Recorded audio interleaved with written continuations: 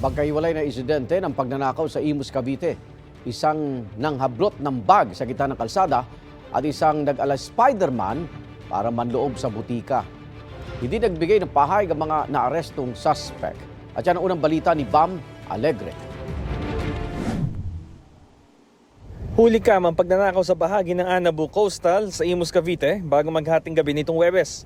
Mabilis ang pangyayari nang biglang dikitan ng isang motorsiklo ang isa ring umaandar na e-bike.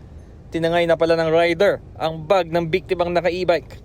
Naglalaman nito ng pera at cellphone.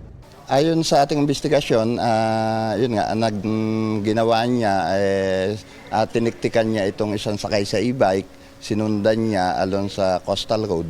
Then, nung makakuha siya ng pagkakataon, hinablot niya yung bag nitong biktima na nakalagay doon sa basket ng e-bike.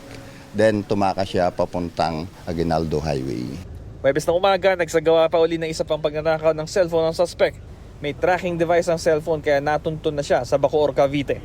Parehong kinumpirma ng dalawang biktima na iisa ang nagnakaw sa kanila. Tumanggi naman magbigay ng pahayag sa ating news team ang suspect na hawak na ngayon ng pulisya. Reklamong robbery ang kakaharapin ng suspect. Sa Imus, Cavite rin, nag-ala Spider-Man ng isang suspect na nagtangka magnakaw sa loob ng isang butika Miyerkules na madaling araw.